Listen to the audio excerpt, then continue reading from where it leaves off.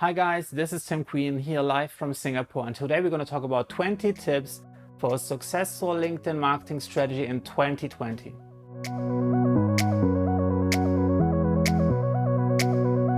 Now, tip number one is get a better LinkedIn profile picture.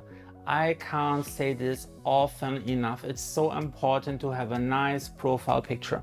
I see so many great speakers, so many great influencers, so many experts who have a picture which is completely outdated, which doesn't look anyway nice. They don't smile, they don't look confident. In fact, it's not even done by a professional, it's done by a friend on some old camera late at night. The picture quality is horrible, they probably had a couple of drinks. And when someone sees this picture, this is their first impression that they get from you on LinkedIn. It's really important that you make a good first impression. It's kind of engineering the first impression with all the little details that we're going to work on today. And you want to make sure that every aspect is according to a standard. What you want to do is you want to create at least the amount of friction possible. So there is like no reason, like nobody likes you in the beginning. They don't know yet, but we want to remove all the reasons why they might not like you. So by removing the friction, by getting a nice profile picture and working on all the other aspects, we're making it much more likely the first impression is good enough for them to start a conversation. This is what we want to do. We want to get the conversation starting. We don't know where it's going. It might go nowhere. There might not be any fit. But it's really important that we get the conversation started to get them qualified. We don't want them to drop off before we even know they were slightly interested in the first place. It's much easier for us to do the evaluation. Is that a good match? Yes or no? And then to see, would we want to work together? But if you don't have a good profile picture, this is one of the biggest reasons why people don't take the next step, and you never know that they were interested. Imagine like this. This is like you're sitting in your school class and there is someone having a crush on you, but they never talk about it and you never notice it. Can you imagine how many people had a crush on you in your lifetime, but you never learn about this? You want to remove all the entries, all the barriers of entry. You want to make it as easy as possible to be approachable so people can talk to you. Not everyone's going to be a perfect fit, but it's better to know who had a crush and say no to them than to never meet your crush in the first place.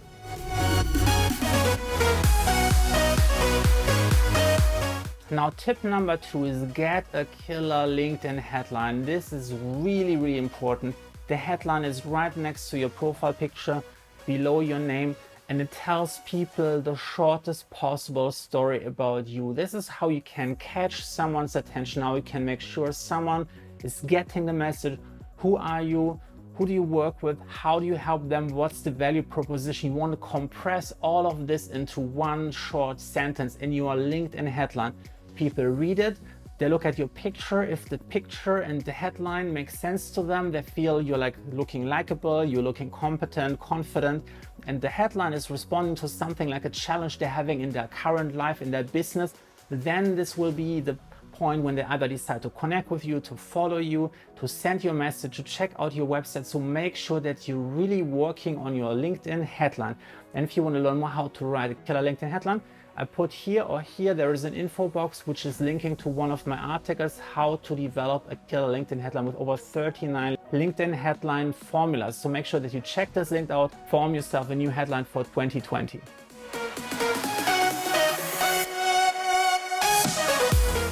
Now, tip number three is you have to remove connections on LinkedIn. Now I know that sounds very counterintuitive. Like, why should you remove connections when most people actually want to add connections, then they want to build a network and they want to expand their network? But hear me out. It's very important that you cut away the fat so you get the best quality meat in your network, so to say. Now, what I'm trying to say here is not everyone is a good fit, and sometimes people who were a good fit in the past are now no longer a good match. Now, what happens if you have like a very divided audience? Let's say 50% are perfect match or would really resonate well with your content or might be potential customers. And 50% are former classmates, people you spent at university who now work in a completely different industry, and they don't really resonate with the content that you're putting out there. Now, every time you're putting out a piece of content, it will randomly select a short subset of your network. Let's say you have 1,000 people. And we're selecting 10 of them. We see, let's pick 10 random people from your audience of 1,000 and see how they react. Now it could be someone over here on that side, someone who's a perfect match. Now immediately they go, whoa, yes, great content, awesome. And then there's another person here and it's like, boo, bad content, I don't like it, unfollow, unsubscribe, dislike. Now what's happening is LinkedIn is now getting confused because LinkedIn doesn't necessarily understand, oh, this person is a good fit, this one isn't. All LinkedIn sees is they're reacting positively, they're reacting negatively. And then you get this average, which is not like very positive, not very negative, it's somewhere in the middle. So it's kind of like a mediocre post. And LinkedIn thinks, okay, we have a lot of mediocre people here, low quality mediocre content is the majority of content. What should I do? Better show only the high quality content, which gets super engagement from those people who are not you over here.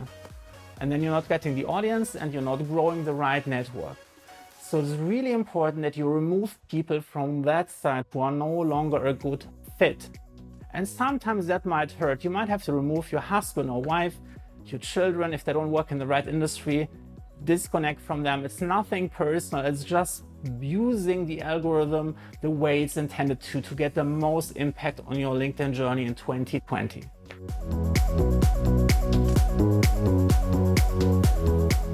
Now, tip number 4 is write a LinkedIn article.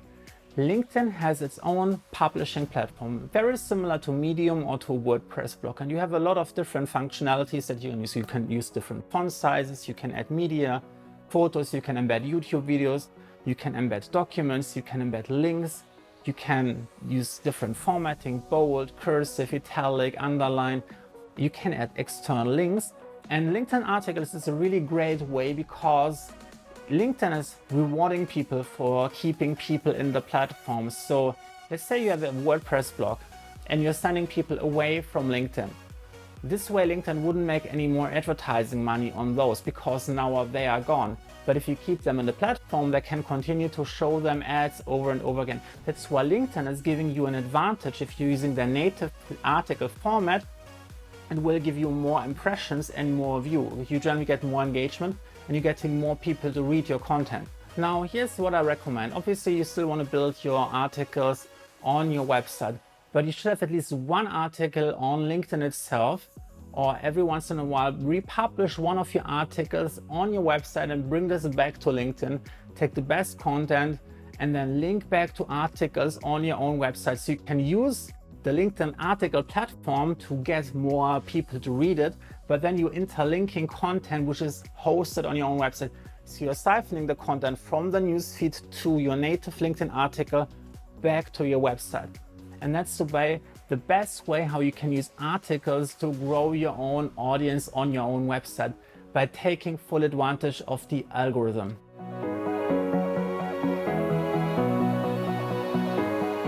Now, tip number 5 is record your first LinkedIn video.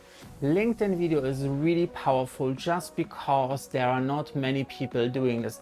If you compare this to a platform like YouTube, everyone on YouTube is posting videos. The amount of channels is, I think, 40 million by now. It's incredible, competitive. The quality standard is really high. It's really challenging to stand out and to build an audience. The audience is very demanding on YouTube, but on LinkedIn, only very few people are creating content.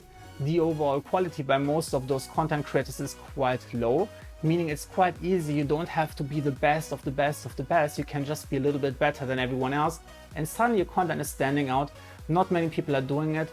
The LinkedIn algorithm is preferring video content over other content types on the platform, so you're getting more views anyway. And it's the best way how to grow a video focused, visual focused audience on LinkedIn in 2020.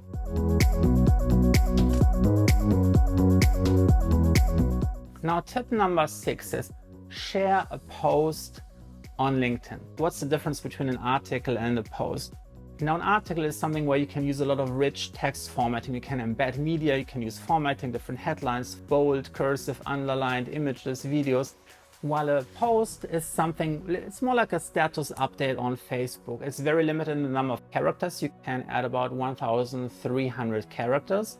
And you can either have a text-only post, you can have a text post with an attached picture, with an attached video, with an attached document, or with an attached link. Now, depending on what kind of content you're attaching to your post, you will get a different number of impressions. This is partly based on the user's preference. If someone is responding better to video content, they will see more videos in their feed. If someone is responding better to pictures, they will see more picture-based content in their feed. If someone is really reading a lot, they will see more text-only posts. And the last part is, what is LinkedIn currently prioritizing in their feed? Sometimes LinkedIn is changing their policy, they're creating a new content type, they want to see something, what's going on, how will people react, and they're giving a specific content type a natural boost. So by just using the right content type at the right time, you get a natural boost of views and impression, which can help you to grow your audience. So try to use all the different content types, see which one is working. LinkedIn is changing the priority of different content types over time, so you have to keep using different content types. If you see you're suddenly getting like a huge improvement in terms of impression, if you want to go ahead, create more content in that specific content type and make sure that you consistently publish content on LinkedIn. If you have the time, publish at least once per day. If you want to dial it down a little bit lower, you can do 3 posts per week, but at least 1 to 2 posts per month should be your absolute minimum to keep the momentum going so people don't forget about you.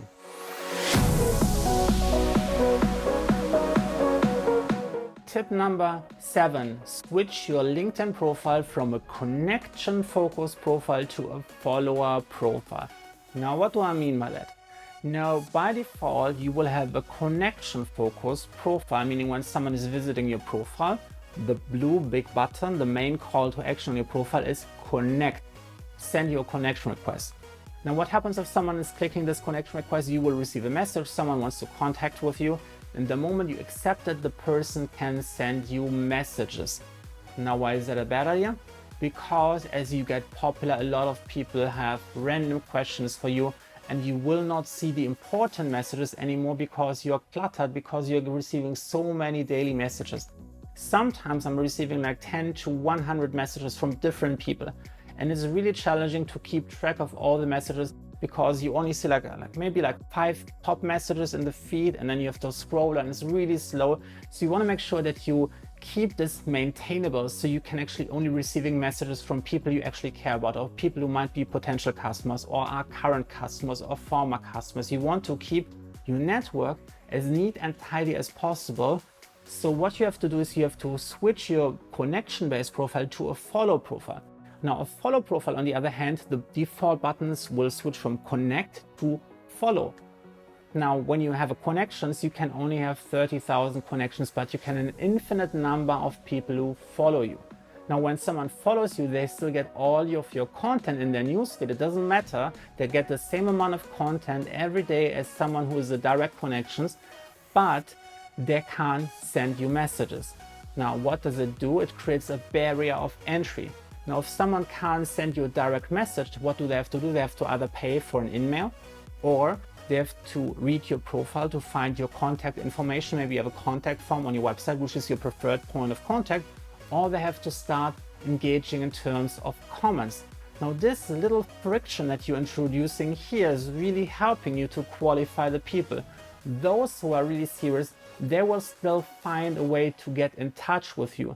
But the ones who are lazy, who just want to get something quickly for free, you will deter them from reaching out to you. You make it more difficult, and those people usually don't want to put an effort in.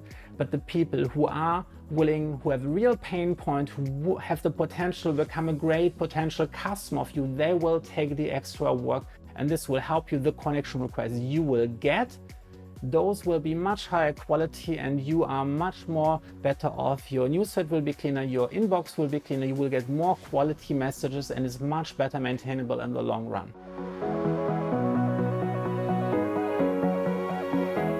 Now, tip number 8, I want you to switch your LinkedIn profile from private to public. Now you say, what about my privacy, Tim? Well, here's the thing. If you want to succeed online, you have to see you becoming a public figure. So rather than thinking about your privacy and making this an absolute standard, which you will never be able to maintain, think about calculated risk. Think about what do you want to share in public, which is safe, and how can you protect the private stuff that you want to keep away from everyone. As an example, you don't want to ever talk about where you live, what's your street number. You don't want to start filming around your neighborhood where you're showing like some street signs or maybe your car number plate. You want to make sure that you're protecting your inner core family. So you're not getting any crazy person like knocking on your door like one night. You want to be careful of what you're showing online.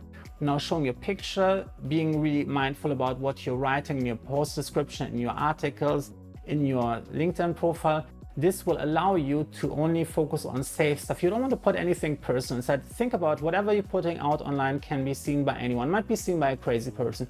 So just be mindful what you're putting out will always be, you always will protect your key identity, your key surroundings, your key family members, where you're working, how you're getting to work, where you're living. You want to keep those details private. But if you know this, that everyone can read everything and you're switching your profile to public, you're making yourself much more approachable and easier for people to get in touch. Because what most people do is when they learn about you, maybe they see one of your posts, they want to do a little bit more research about you. They want to find out like, are you like the real deal? Can I trust you?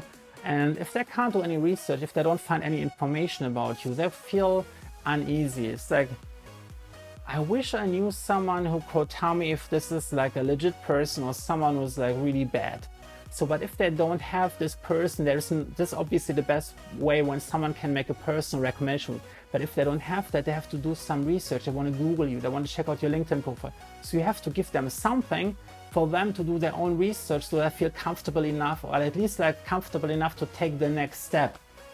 Still, if you're getting them on the phone or they're sending you a message, there is not 100% trust yet, but it's a good first start, and you can build the trust on that, but you have to get them to make the first move.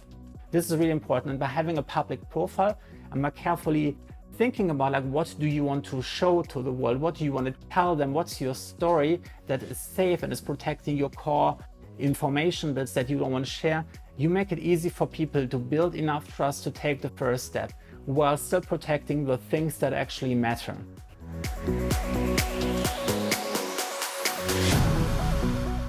Now, tip number 9 is when it comes to efficient LinkedIn marketing in 2020 is you have to start with building your audience profile first. That means you have to think about like, what is your value proposition? So you're really clear about like, who is this valuable for? So you can start building an audience profile around that. If you don't do that, you have some amazing products, but you're targeting some people where it's not relevant for. Now, I see a lot of people making this grand mistake. They're copy and pasting someone else's strategy. They have seen that on LinkedIn. Someone is getting a ton of engagement, 10,000 views, a lot of likes, 10,000 comments, but they're not realizing those are not the people who will ever buy from you. It doesn't matter. You can have 1 million views, 1 million comments, 1 million likes. If you target the wrong audience, you will not make a sale. Think about this one. Imagine you're getting 100 million views from meat eaters, but you have a vegan product. How likely is it that they will start becoming vegans? Very, very low. And the amount of people who will buy from you will also be very low. So it's much more important to have a very clear and very precise audience mapping to know exactly who is it that you want to target for. Once you have this match between like, what are you offering, what is your products and services, who is this valuable for, then you have a match. Then you can start thinking, what kind of content can I create to bridge those two parties together? Because you can't just say, here's my value, here's my audience, then you're pitching. You can't just do that. If you're pitching, they're gonna lose you. You're gonna lose a lot of them immediately. You have to build some bridges to draw them in, give them some initial value without selling to them. This allows them to build the trust, and then over time you're educating them and you're providing more value.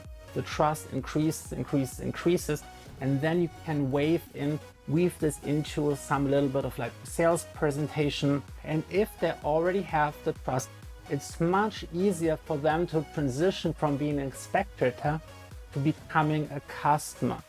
But this only works if you're 100% clear who you want to reach, because once you understand who your audience, your ideal audience truly is, you will naturally create way more relevant content. You won't focus on getting a ton of engagement. You won't focus on vanity metrics, because they don't matter. What matters is the amount of money in your bank account. So make sure that you build a very clear and very precise audience network, so you understand who is it you're targeting for. So in the next step, you can then build a content strategy which is really tailored and bespoke to just those people. And when I'm talking about audience profile, I'm also talking about who is not your ideal customer. So you have to define that you need a positive image and you have to have a negative image. So you can also make sure that you're not getting a too big of an overlap, because sometimes you might find a topic which is perfectly relevant for your ideal audience, but it's also perfectly relevant for the people you don't want to have. So you want to create content that is only relevant for the people you want to have, but less relevant. You might still have a little bit of an overlap, but it's not much. You try to exclude those two groups as best as possible, so you get the best possible result from the right people, and the people it's not relevant for, they won't engage. So your network is not growing with the wrong kind of people. So they're just going away, and you're building more and more, and usually people who are the right audience, they're connected to other right people, and then this can grow exponentially.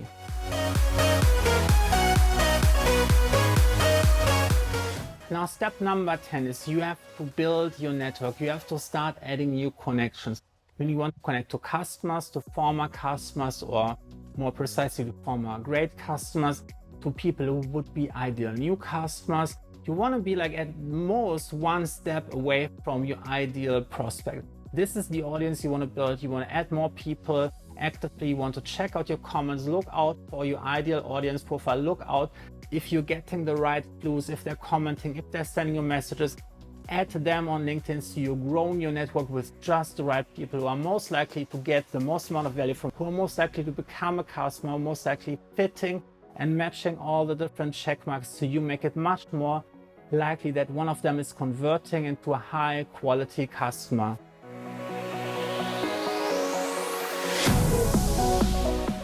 Tip number 11, you have to create a LinkedIn content strategy. This is really important. We talked about creating your initial audience profile first. Now it's time to build those bridges. You can't just go there and sell to them directly. This won't work. You have to build the value and the trust first. So think about this. Now that you understand your audience, what are some of the challenges that they are facing in their business? What are some of the goals and dreams that they have, but don't know how to get from where they are now to where they want to be? You want to focus on stuff like away from stuff they don't like and towards stuff they really want to have. Now, if you really understand and you did your homework in creating this perfect audience profile, this should be pretty easy to figure out, like, what are some of the topics they want to get away from and what are some of the things they want to go towards too. Now, when you have this is a big chunk of your content strategy. I would say maybe 80% of your content, you should give them value. Show them how they can overcome something. Show them how they can get towards something. What you want to do is you want to give them a very simple and easy to digest solution. You don't want to write like 1,000, 10,000 word article. You want to give them the big picture strategy so they understand this is how it works in principle. It's easy enough for me to understand without knowing all the details, because the details is what you're gonna give them in your next step. This is your step to your sales call, your one-to-one meeting. This can be even like a service that you're offering for their business, which is customized to their situation. Provide value, which is teaching them the principle how something is resolved, or the principle how you resolve something. Then you're providing 80% of your content is focusing around giving them those big picture ideas. And the 20% is giving those people who are already pre-qualified, who have been seeing your 80% quality content over time, giving them an opportunity to explain how some of those challenges can be overcome even more efficiently by using one of your products or one of your services.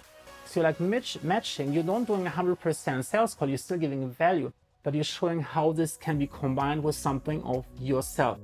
Now, this is a hybrid, combines all the value that you're giving, but it also shows them how they can get better or faster results by working with you. And that should be like, this is a very simple content strategy. You can go way more in depth. There's some really cool hacks. So if you want to learn more about this, check out my website. I have a ton of articles about that. But this is like the big blueprint content strategy that you want to develop for LinkedIn success in 2020.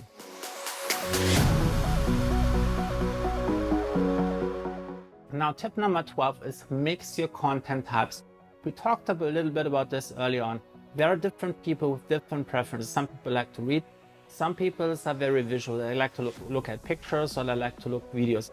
Sometimes people are restricted by the environment. For example, if you have a video, they might not be allowed to watch that during their work hours. So by adding different elements, how they can still get the information across without having to rely on one content type, you make it more likely that all the people who are really responsive to your content have an opportunity to digest, to read it, to watch it, to view it, whatever is possible in that moment. Now, for example, for videos, you can add subtitles, which is a really great way, especially sometimes the audio quality is not as good, but it also gives people who are at work the opportunity to read along silently. So they can still get the message, what you're talking about, without having to put on some headphones or without getting scolded by their boss. It's also important to rotate those content types around, because some people only prefer one content type. So by having a text post on Monday, having like a picture post on Tuesday, having a document on Wednesday, having a video on Thursday, and maybe having an article on Friday, you're rotating the content around, that whatever content they prefer, at least one time per week, they're going to get something that they like. It's also important to rotate your topics around. You just don't want to talk about the one thing over and over again.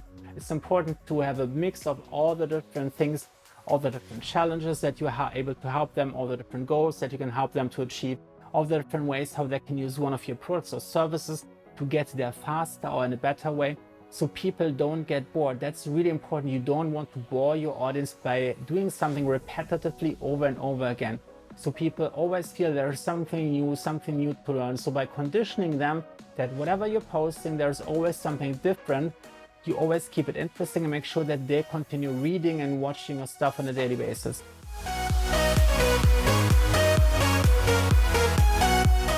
Tip number 13, create an event. LinkedIn has this great event publishing platform where you can basically create an event type. This can be promoting an offline event, promoting a conference, promoting like a networking event. It can also be promoting an online event, a webinar, a virtual summit, something happening like a live streaming event on your LinkedIn channel, your live premiere on your YouTube channel, a live streaming on Twitter. It can be anything. And it allows you to invite some people from your network directly. And the best thing is they can share this with their network, and you're getting like more organic people attending your event. And that's a great way how you can use the live feature to build an audience, bring them in, get them engaged, let them ask questions or do a presentation, use the live feature and the event platform to drive more organic traffic for LinkedIn success in 2020.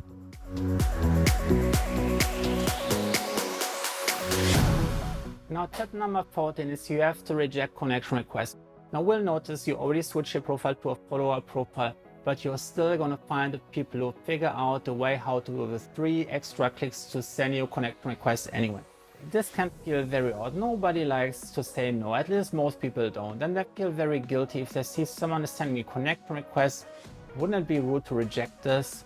Or maybe this is a nice person, maybe I should just give them a try. Maybe they don't look as impressive on the outside, or maybe they don't look like a right fit on first sight, but maybe I should give them a chance. And I tell you, no, don't give people a chance. If they didn't put in the effort to create the profile that gives you enough information to make a solid, fact-based decision, don't accept a connection request. Because in 95% of the cases, the fact that I didn't put in the work actually shows they are not qualified. And you will end up getting random spam messages clogging up your LinkedIn inbox. And then you don't see the messages that are really important. It can be really easy if you have 50 messages. LinkedIn is only loading like 2 or 3 messages per second. So if you're scrolling, it will take you, I don't know, 30 seconds to get to the bottom of the list. And if you take 30 seconds and you have a busy day, you might miss out on this one message, which was the perfect fit, who would have turned into a customer. But if you didn't respond to them because you didn't see the message for like a week or so, you are missing out on a lot of opportunities. So if someone doesn't look 100% right on the outside. Don't accept their connection request, reject it, or make sure that you're sending them a question, a qualifying question to learn more about something that is an essential for them to be a high quality lead. And if they don't reply to you, they don't give you the answer, reject the connection request.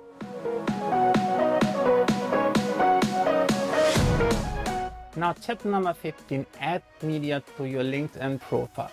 When I'm saying media, this means any type of media, pictures, documents, videos. You can embed a LinkedIn video, a YouTube video, and you can attach that to almost every and any section on your LinkedIn profile. This could be using the top description about your profile. This can be every section of your work experience section, any section in your education section. This can be any project.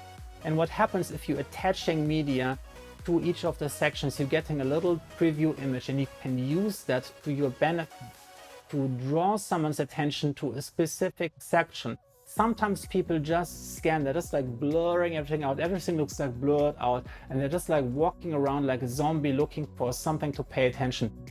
And bam, there you put like an image on there, you attach a media file, and suddenly all of their wandering around is getting laser focused, and suddenly they say, this is one thing, red little preview image, there I'm paying attention to, let's click this and see this. And by using that to guide them to your most important information bits, you snapping them out of their trance, and you're making sure that they're paying attention to what is most important to you, what you want them to see, what is most powerful to build trust with them and you fast.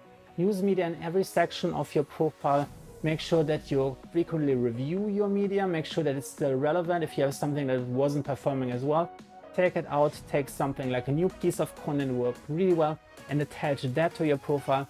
So you always have the best of the best content attached to each of the sections of your LinkedIn profile.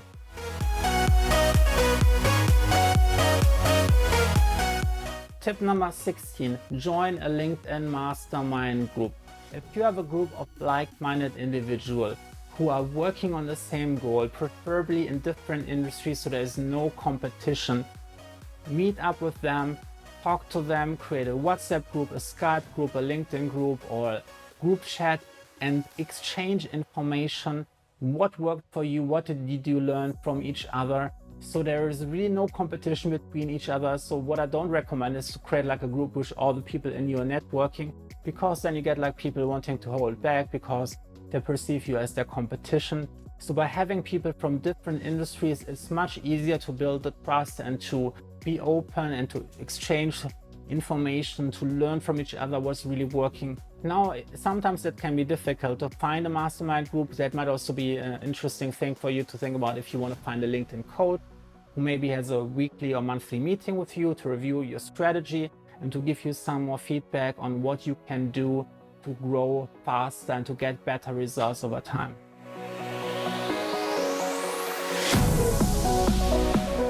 Now, tip number 17 is track your numbers.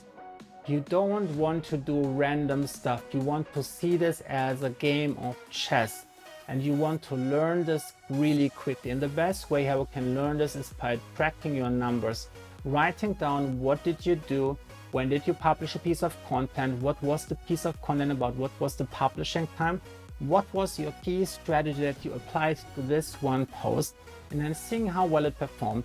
Track your results. How many views did you get after 1 day, after 7 days? How many engagement did you get? How many comments did you get? Were the comments short or long? Did you get a lot of shares? Who was watching your content? Where are they from? What country are they living in? What are their job titles? What are some of the companies they work in? And then looking at the quality, who liked your video? Can you see a pattern? You might randomly visit a couple of people who liked your article or one of your posts to check out who they were. Is that actually like a match with who you're trying to read? Or are those random people who wouldn't be a good customer? Now, by tracking those numbers, by setting a goal for each and every post on LinkedIn, and then seeing how well were you able to perform this. It doesn't have to be perfect, it's just good enough. Keep an eye out, do random check, make sure that you're consistently improving this. If you're seeing this got a ton of vanity engagement, likes, comments, views from the wrong people, think about what did you do wrong? What could you do better for them to attract the better quality customers on LinkedIn. Get a bit of ideas, write a different type of content, different style, publish it at different time, and see how your results are changing. And you have to do this over and over again. It might take you 3 to 6 months to find the perfect format that's really working for you so you get the best possible result. But that requires you to keep track. I recommend to use like an Excel spreadsheet or something like Google Docs. Track down your numbers, and to keep this down, have a daily routine where you're noting down your numbers, where you're writing the direct links to each of your posts. You can look them up after 1 day, after 7 days, so you see exactly how you're improving over time.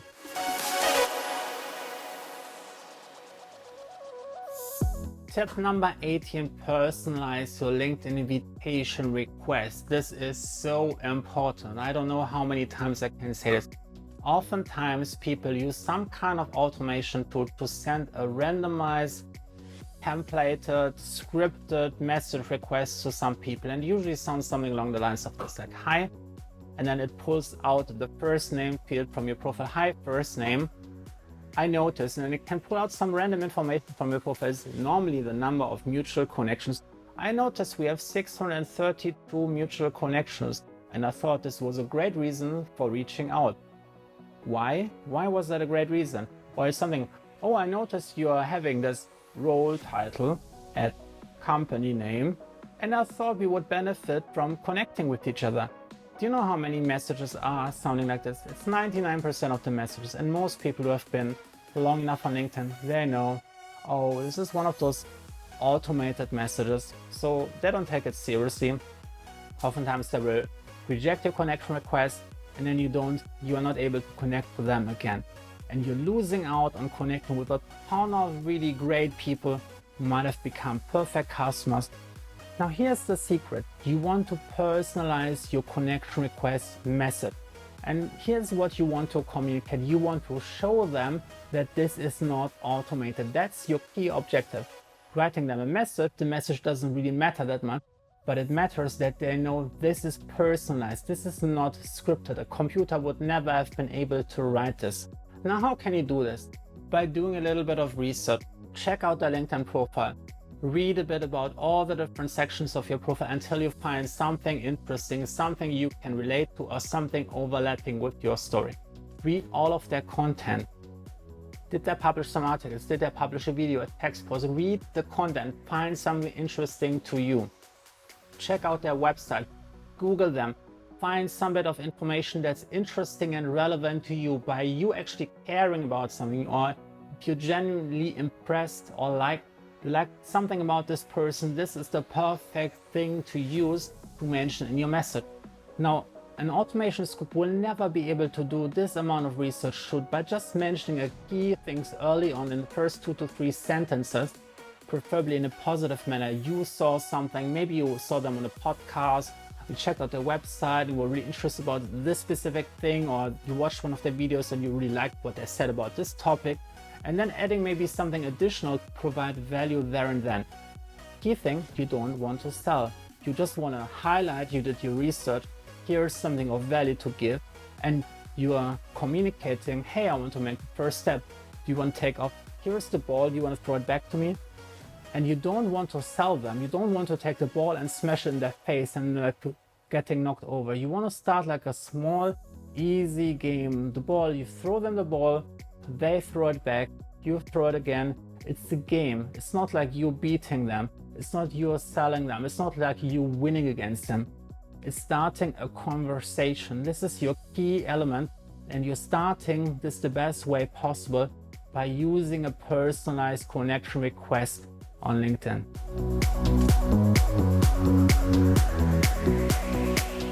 Now, tip number 19 is turn off all the notification on LinkedIn. Now, what do I mean by notification? Now, LinkedIn has this crazy notification system. It will send you emails, it will send you desktop notification, and it will send you push notifications on your smartphone. Now, LinkedIn is really trying to press all the buttons to get you hooked in this app. They will basically, if you're writing a post and one person is liking your post, you will get a notification. Oh, this person liked your post. The next time person number 2 is liking the post, you're getting another notification. And then when someone leaves a comment, you're getting another communication. You're getting an email. If some people like commented under one of your posts, you will receive an email. You will receive it on all 3 channels. You're getting emails, you're getting desktop notification, push notification on your smartphone. Now the thing is, this is really annoying. You will notice your icon on your phone will switch, like there's like a little red bubble and says, oh, there is like 2 new notifications. Now the thing is happening, like LinkedIn wants you to use the app again. There is like this kind of being unfulfilled, like why is there some red dot? Like you want to get this cleared out. People love inbox 0. But by turning off the notification, you're actually making it much more likely to follow a strategy which is actually working, which is using a schedule. It's much more powerful to set aside some time, let's say in the morning or in the evening, or morning and evening, for this half an hour to go through all of your comments, to go through all of your messages, to all of your connection requests, and get this done in bulk. Instead of every 5 minutes, there is a new notification for some random thing that doesn't really matter, and you are logging into the app and you're spending 24/7 on the app not getting anything done. Remember, this is to help you build your business. It's not for you to spend the productive time when you should work with clients and customers browsing on LinkedIn. LinkedIn should only be open, let's say like at most 1 to 2 hours per day. The rest of the time you have to get work done. So make sure that you turn off all the notification and then set aside a schedule when you want to check all of your content on LinkedIn. Have a routine, messages, connections, comments, replying to messages, so you get the best possible results in 2020.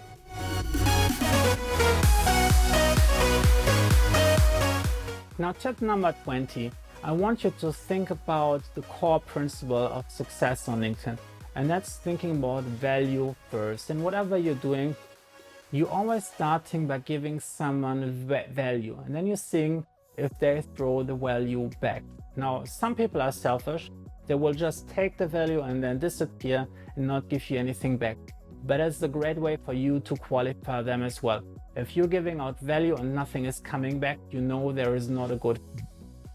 But you make it much more likely to qualify people on scale by throwing out quality value, by giving like 10 times, 100 times value for free and seeing who is bouncing back. You're making sure you're getting people who are really responding to what you have to give.